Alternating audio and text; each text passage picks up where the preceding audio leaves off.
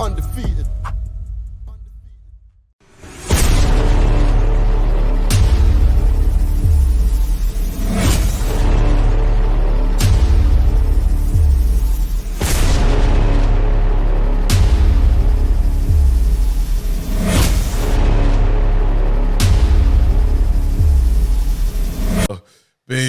So this is a convo which I find fascinating, right? So they're at the Wood Lara fight, and Ahara's being interviewed by IFL TV, and he's talking to Eddie Hearn. Pulls up, and he's like, you can tell it's that moment of like, rah, like they start off on a kind of a friendly one. It's like, rah, I haven't seen you in ages, and he's like, what are you talking about? You seen me at the last show? He's like, yeah, but like we didn't really see each other. Like it was just like a hi and bye thing.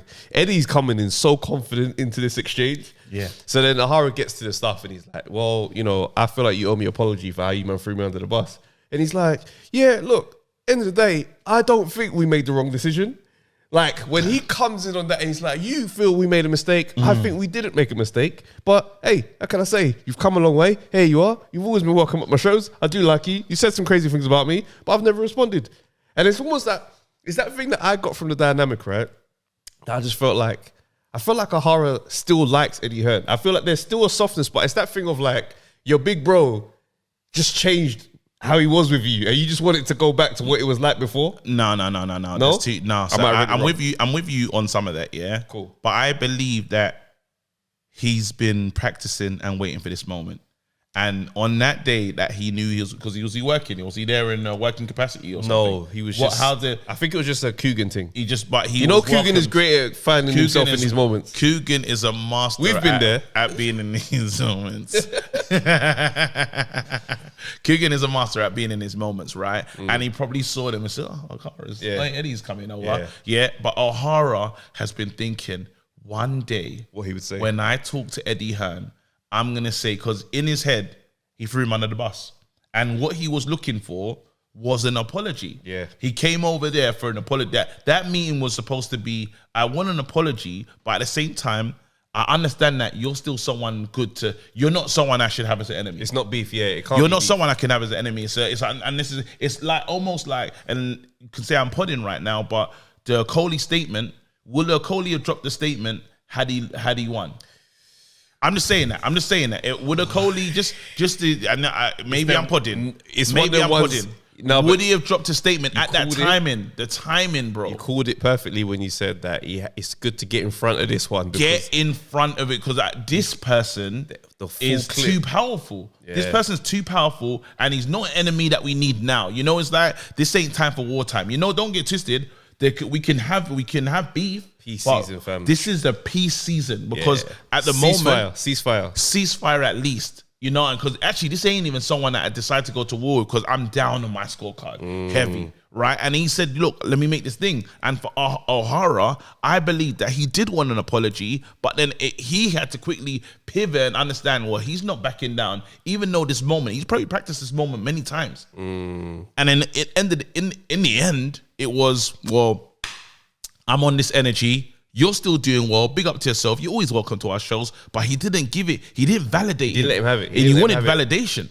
And it's an interesting one, right? Because I followed the story, right? Obviously, we spoke about it at the time. Yeah. But it's a thing where he's like, look, you said some things that were just too far. We were out of contract at the time. We just didn't want to do any more business with you. And he's just like, nah, like the Hillsborough thing. He goes, you know, I didn't know nothing about the Hillsborough thing. Saying that he's young. And I still believe, a part of me believes that he was quite ignorant about it. That's the thing. It's hard to, people have to understand, yeah, growing up in certain communities, there's some news that doesn't necessarily go generation to generation, like in the ends. Yeah. Generationally, a lot of men have missed that news. Yeah. Like, bro, I was speaking to a brother the other day and I was talking about how David Beckham was like hated at one point. Like it was crazy when he kicked that guy over. Yeah, Diego Simeone could not process what everybody hated David Beckham. Everyone couldn't. And I'm looking, I'm thinking, how comes you don't? His timeline that is absolutely didn't reach. And also, just on that thing as well, it's the stuff with the community. There's some things that cut through, like James Bolger.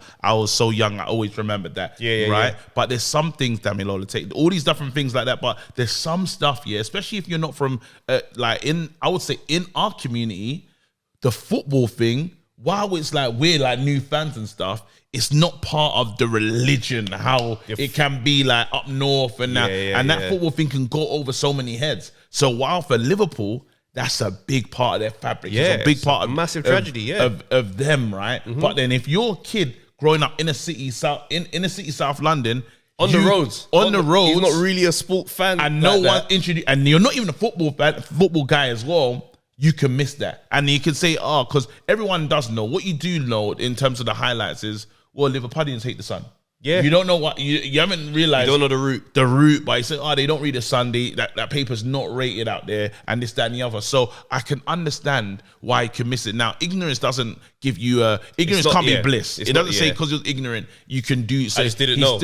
You still get that speeding ticket, my guy. He still has to take some accountability for it. But I can believe. I do want to give him the benefit of the doubt to say, hey, man, I can believe that because there's some stuff you're just going to miss. Yeah. It's not going to drop on it's not, unless you go and look in for that information, right? So it's one of those things, but you wished, that situation's happened. There's nothing to do. Crying over spilt milk. Yeah, but then I feel now they did understand each other. They definitely understand each other. And what was interesting, and Eddie pointed out, is back then you were quite immature.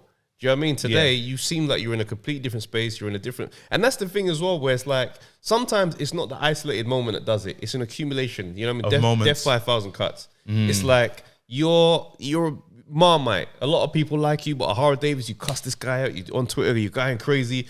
Yeah, cool. We're behind you. Matchroom, the brand is attached. Cool. The fights are going well. The minute things are going bad, all of those things add up to a mess. And then on top of that, now this army of people hate you. Yeah. So on a business level, you could also see why, forget that tweet, just on that moment alone, maybe we're going to do things differently. But it gets deeper than that, because the worst thing is when it's not authentic. So they hate a version of you that you don't even recognize. So they don't actually hate you because you lot don't know me. So he's in there saying, well, that's not me. And it's like, well, you came out with this brand saying this is me. And I think for every boxer, while we want you to be entertaining and get your name out and make us feel something, it has to be authentic to you. Yeah. Right? It has to be authentic to you, but still understand you're in the entertainment business. Yeah. You know what I mean? And that's that. I think that's what's missing, because 100%. Now we're seeing the real Ahara Davis. Absolutely. That conversation they had was a real moment. Yeah. And it's like, you know what? And everyone loves real moments. Facts. And they can connect immediately because they say, okay,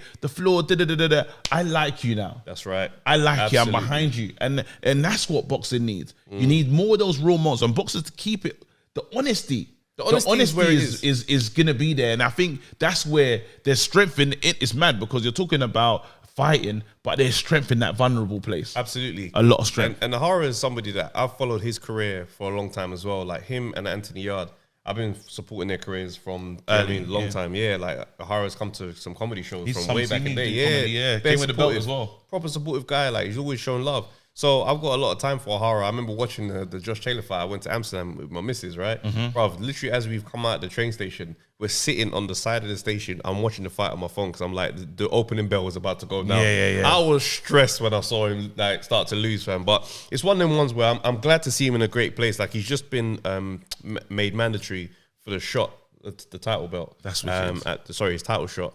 I know he was talking to Eddie Hearn saying, if I don't get the shot, then I'll fight Jack Catterall if he wins tonight. Do you know what I mean? If they're happy to go ahead with it, if they don't get the progress fight, then let's go. So I'm glad to see Ahara is in the mix in a big way. Like he's not even on some small time Commonwealth. Yeah. Now he's like world title shot. He's back in the mix. This is a great story arc. We interviewed him and he said he wasn't even that excited about boxing. Remember, he was just getting it was on his landlord thing. And now like it's a great story. I really hope now that he's learned, and it's the raw version of him. Being in property will make you mature because you think of everything very differently. Everything is very different. When you have those tenants that are not on paying, you will learn everything. You'll think of ways to get them out. Through the pandemic. You'll think of ways to get them out. This guy is bad, man.